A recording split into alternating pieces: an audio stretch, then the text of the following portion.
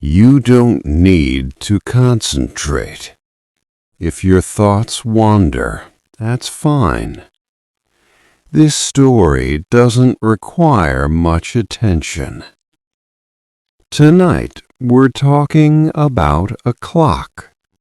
Not an important clock, just a small clock that hung inside a local post office. Our story begins in 1908 in a quiet American town that most people drove through without stopping. The clock was installed above the service counter. It was round. It was beige. It ticked at a reasonable volume. When it was first hung, someone asked if it was straight. Another person tilted their head, then said, "Close enough." The clock agreed. For years, the clock marked time in a very polite way. It never rushed. It never fell behind enough for anyone to complain.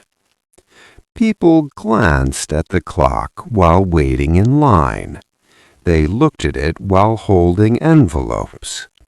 Sometimes they forgot why they were looking at it at all.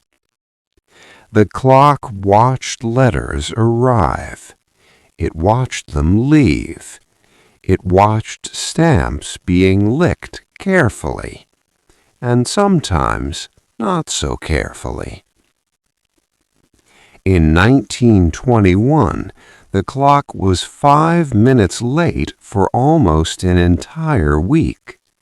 No one noticed. By the 1930s, the paint on the walls faded slightly. The clock stayed the same.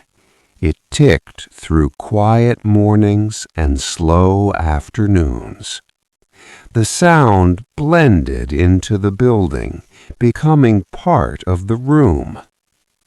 In 1949, someone briefly suggested replacing the clock, but it was still working, so they didn't.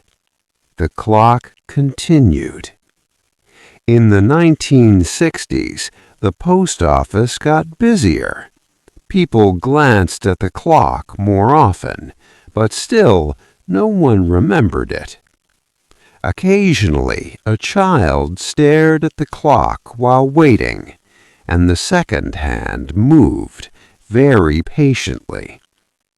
In the 1980s, the clock was cleaned. This made it slightly shinier for a few days. Then it went back to being dull. By the early 2000s, digital clocks appeared nearby. The old clock did not feel threatened. It kept ticking. Today, the clock is still there, still round, still beige, still quietly measuring time that doesn't feel urgent anymore. If you imagine it now, the post office is calm. The counter is empty. The clock ticks softly above. There is nowhere you need to be. Time can pass without you watching it.